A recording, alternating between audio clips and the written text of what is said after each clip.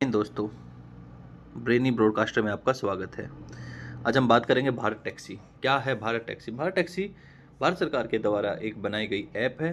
Cab aggregator sector में एक क्रांति कह सकते हैं, जिसमें एक ड्राइवर ओनर टैक्सी सेवा है जो कि ओला और उबर को एक टक्कर देने के लिए बनाई गई है।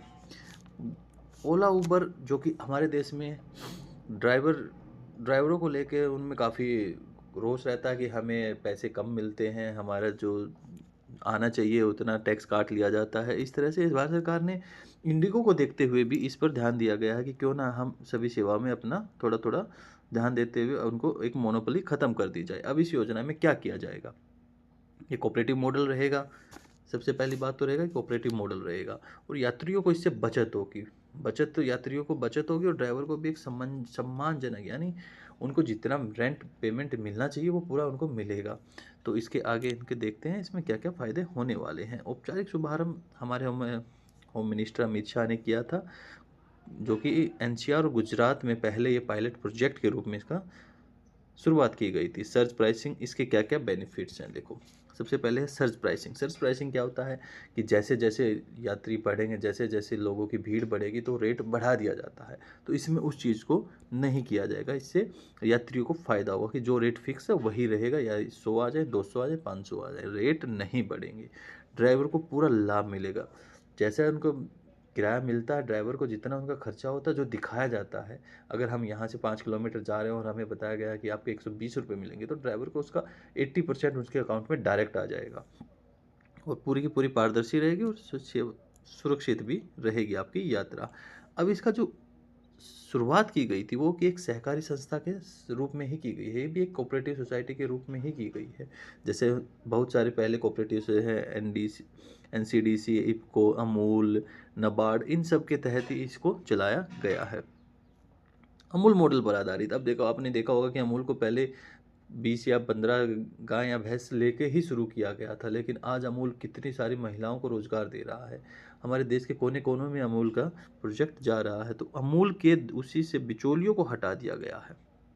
यही एक उद्देश्य है कि बिचौलिया नहीं रहेंगे। अगर बिचौलिया नहीं रहेंगे तो डायरेक्ट हमारा बेनिफिट हमारे ड्राइवर भाइयों को मिलेगा, डायरेक्ट हमारे यात्रा करने वाले आदमियों को उन पे ऊपर कम बर्डन पड़ेगा। तो दोनों साइड ही बचत होगी, इसमें किसी को नुकसान नहीं होने वाला है। तो देखते हैं, अभी पायलट प्रोजेक्ट चल रहा है एनसीआर मॉडल में और गुजरात में, तो कितना इसका इफेक्ट रहने वाला है। अब आय कैसे मिलेगी? अगर किसी ड्राइवर के 100 रुपये मिल रहे हैं तो डायरेक्ट 80 उसके अकाउंट में चले जाएंगे, डायरेक्ट 80 रुपये उसके अकाउंट में पहुंच जाएंगे 100 रुपये की कमाई में। और 20 रुपये ड्राइवर की फ्यूचर के लिए कोऑपरेटिव अकाउंट में ऐड कर दिए जाएंगे, जब उसको बाद में रिटायरमेंट के टाइम पे या किसी ऐसी इमरजेंसी में उनको वापस दिए जा सकते हैं। ये एक सर्च फ्री मॉडल होगा। आपको अभी मैंने बताया सर्च क्या होता है, क्योंकि एक साथ ज़्यादा अगर डिमांड बढ़ जा रही है तो उससे इसका रेट नहीं बढ़ाया जाएगा। अब सुविधाएं क्या क्या मिलेंगी? सुविधाएं same same, know search pricing, एकीकृत ऐप। एकीकृत ऐप का मतलब है कि इसमें आप मेट्रो का, बस का या अभी ट्रेन के लिए भी सबके एक साथ ही इसमें आप बुकिंग करा सकते हो। एक जैसा मिलेगा आपको, एक ही ऐप मिलेगी, वहीं से आप सारे बुक करा सकते हो। अलग अलग कार, ऑटो, बाइक, जो भी आपको बुक करनी है वो सब इसमें अवेलेबल रहेंगे। किफ़ायती चार्ट, किराया चार्ट रहेगा। अब देख लेते हैं किराया क्या रहेगा। 0 से 4 किलोमीटर तक फिक्स रेट रहेंगे, न्यूनतम 30 रुपीज। 4 से 12 किलोमीटर तक 23 रुपये प्रति किलोमीटर, जो कि नॉमिनली माना जाएगा, ज्यादा नहीं होगा। 12 से अधिक में 18 रुपये प्रति किलोमीटर रहेगा। तो 0 से 4 एक फिक्स प्राइस है कि 30 रुपये ही आपके लगने हैं।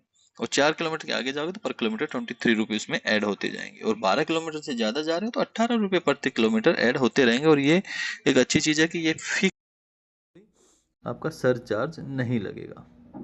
अब कल्याणकारी योजना तो बोली गई है, तो ड्राइवर को क्या क्या बेनिफिट मिलने वाले हैं? उनका स्वास्थ्य और दुर्घटना बीमा कवर किया जाएगा।